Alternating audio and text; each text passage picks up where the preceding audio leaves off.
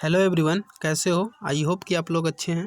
दोस्तों, आज area classes channels के माध्यम से जो संस्कृत क्लास 10th के जो संस्कृत एग्ज़ाम होने वाली है जो 2021 में, उनके कुछ गेसिंग क्वेश्चंस लाया गया है। ये गेसिंग क्वेश्चन जो है काफ़ी इम्पोर्टेंट है और ये मेरे द्वारा बुक और अन्य चीज़ों को मतलब ध्यान रखते हुए, प्रीवियस क्वेश्चन को ध्यान रखते हुए ये गेसिंग किया गया है क्वेश्चन, जो आपको एग्ज़ाम के लिए काफ़ी इम्पोर्टेंट साबित होने वाली है। देखिए, इसमें क्या क्या खासियत है। सबसे पहले तो आपसे एक रिक्वेस्ट करना चाहते हैं कि अगर आप एरिया क्लासेस चैनल पे आप नए हैं तो प्लीज़ एरिया क्लासेस चैनल को सब्सक्राइब कर लें और अपने दोस्तों को भी इस चैनल से जोड़ दें। उसके बाद लाइक और सब्सक्राइब भी कर लें। चलिए तो बात करते हैं कुछ। देखिए, मैट्रिक परीक्षा 2021 के लिए है। उसके बाद ये संस्कृत है, संस्कृत के लिए है। और ये जो है सब्जेक्टिव टाइप क्वेश्चन है, न कि objective type, only subjective type. जो एरिया क्लासेस चैनल के माध्यम से जो गेसिंग किया गया क्वेश्चन, उसको मैं दे रहा हूँ आप लोगों के। देखिए, इसमें क्या है कि आपको 40 नंबर आने की पक्का संभावनाएं हैं। 40 नंबर के ये क्वेश्चन होंगे जो आपको एग्जाम में देखने को मिलेंगे। इसी टाइप के रहेंगे क्वेश्चंस। तो चलिए, वो क्वेश्चंस जो है वो किस तरीक़ा से है और किस टाइप का है और कैसे हैं, उनको देखते हैं। तो देखिए, ये रहा आपका क्वेश्चन देखिए, ऊपर में लिखा गया है एरिया क्लासेस। देखिए, यहाँ पे लिखा गया है एरिया क्लासेस। थोड़ा मैं इसको स्क्रॉल नीचे कर लेता हूँ। चलिए देखते हैं। देखिए, ये क्लास 10th के लिए है, क्लास 10th के लिए और संस्कृत के लिए है। अब देखिए, मैंने इसका गद्यांश का नहीं किया, क्योंकि गद्यांश जो होता है वो अपने माइंड से या किसी तथ्य पर दिया जाता है। तो गद्यांश का कोई मतलब गेसिंग नहीं किया गया है। ओनली सिर्फ जो बुक और जो कुछ मतलब जो गेसिंग करने योग्य है उनको गेसिंग किया गया है। देखिए, इसमें क्या किया गया है कि संस्कृत अनुच्छेद का गेसिंग किया गया है, जो आपको 7 नंबर दिला सकता है। अब उसमें कौन कौन सा याद करके जाना है कि देखिए, किन्हीं एक पर 7 वाक्य में लिख देना है। 5 आपके पास रहेंगे, उनमें से एक पर लिखना है। हम मेरे द्वारा जो गेसिंग किया गया है वो पर्यावरण संरक्षणम है। धू यानी ख में जो है डॉक्टर राजेंद्र प्रसाद, और ग में जो है होलिका उत्सव, और घ में है संस्कृत महत्व, और अंगा में है गंगा नदी। इन पांचों पर आपको एक 7 वाक्यों में संस्कृत में वाक्य लिखना है, जो आपके लिए 7 नंबर दिला सकता है आपको। तो आई होप कि आप इसके बारे में समझ गए। तो चलिए, अब हम लोग 4 नंबर क्वेश्चन की ओर बढ़ते हैं। 4 नंबर में आपको क्या दिया रहेगा?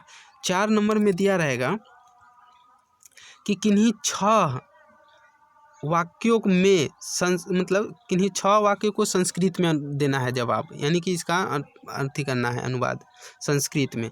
पहला मेरे द्वारा जो गेसिंग किया गया है वो पहला हिमालय पर्वतों का राजा है।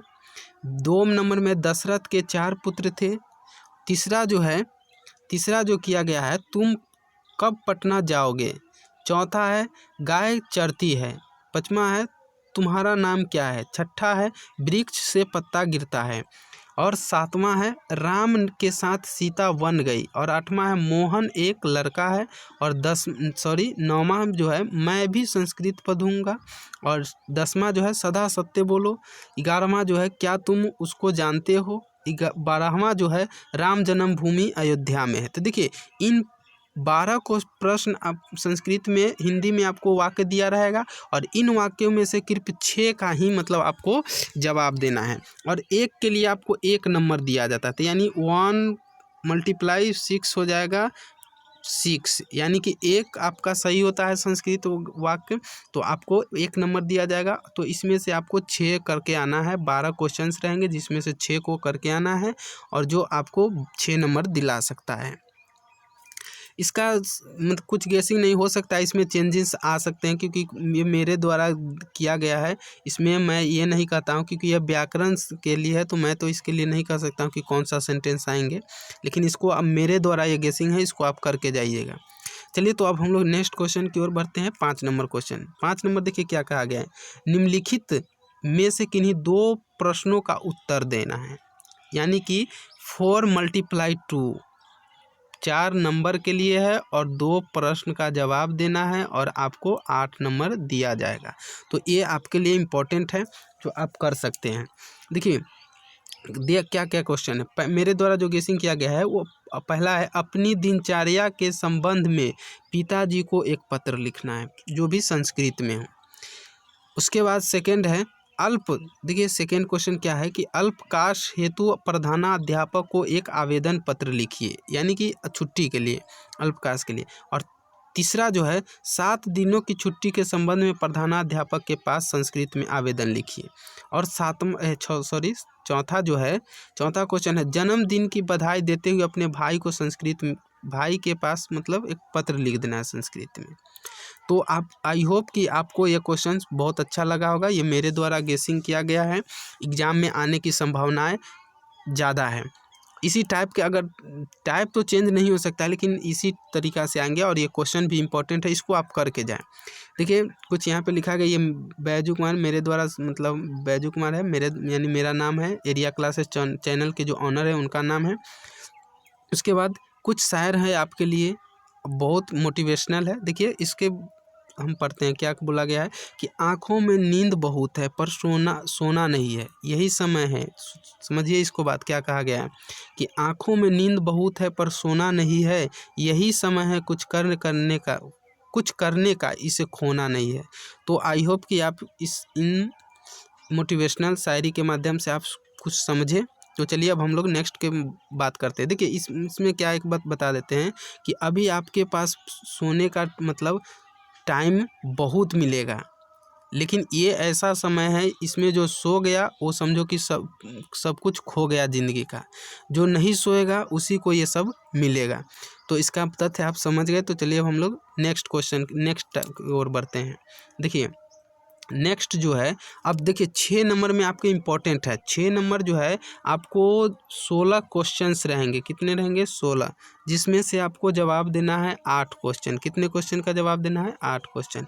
और 8 क्वेश्चन के लिए आपको 2-2 नंबर, प्रत्येक क्वेश्चन 2 नंबर के होंगे, तो 8 दूना 16, यानी कि 16 नंबर आपको यहाँ से मिल जाएंगे। और इसका जवाब जो देना है हिंदी टाइप में देना है। देखिए पहला क्वेश्चन है कि महान लोग संसार रूपी सागर को कैसे पार करती है। ख में है मंगलम पाठ के आधार पर सत्य का स्वरूप बताए। ग में है पटना में कौमुदी महोत्सव कब मनाया जाता है। घ में है कूटनीमितव्य काव्य में पटना की क्या विशेषता बताई गई है। और अंग में है आलस कथा में किसका वर्णन है।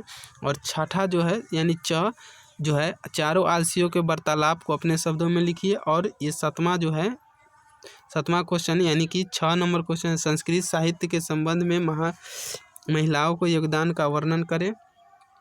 और उसके बाद ये देखिए क्या है, ज नंबर क्वेश्चन जो है संस्कृत में पंडित छामा राव को योगदान का वर्णन करें। और झ में है भारत महिमा पाठ को 5 वाक्य में परिचय दे।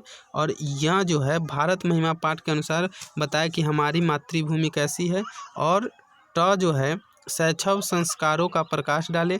और ठ जो है भारतीय संस्कारों पाठ का 5 वाक्य में परिचय दे। और ड हो गया नीति श्लोक के आधार पर मूढ़ चेता नारायण क्या है नराधम के लक्षण लिखें। मूढ़ यहाँ पर याद देख लीजिए, मूढ़ चेता नराधम के लक्षण लिखें। और ढ जो है करमवीर कथा से हम क्या शिक्षा मिलती है। और उसके बाद चलिए बढ़ते हैं, करमवीर कथा के बाद है आपका क्वेश्चन कि स्वामी दयानंद सरस्वती, वही जो है स्वामी दयानंद सरस्वती समाज सुधारक थे कैसे, 5 वाक्य में बताना है। और त नंबर है शास्त्र कितने प्रकार के हैं उनके नाम लिखिए। देखिए आपको यहाँ पे मतलब 16 क्वेश्चन ही है, लेकिन हम इन क्वेश्चन की संख्या बढ़ा दें क्योंकि एग्जाम दो टाइप में होने वाला है, 2 सीटिंग में है, इसीलिए। देखिए ये है विश्व अशांति का क्या कारण है, 3 वाक्यों में उत्तर दे। और उसके बाद है द नंबर जो है कर्णस्य दानवीर पाठ के आधार पर इंद्र के चरित्र की विशेषता को लिखे। और लास्ट घ जो है व्याघ्रपाथी कथा से क्या शिक्षा मिलती है। और ये सारे क्वेश्चन जो है इम्पोर्टेंट है, इसको आप याद कर ले, आपको काफ़ी एग्जाम में हेल्पफुल होने वाला है। तो आई होप कि आपको मतलब मेरे द्वारा जो भी गेसिंग क्वेश्चन है उसको हमने इस वीडियो में करा दिए हैं। आप अपने कॉपी पर नोट करके और इसको याद कर ले और एग्ज़ाम देने जाए। तो चलिए आज के लिए इतना ही। अगर आप इसका आंसर चाहते हैं तो हमें कमेंट कर दें, मैं इसका आंसर का भी वीडियो लेकर आऊँगा। और तो चलिए फिर मिलते हैं नेक्स्ट वीडियो में, तब तक के लिए बाय।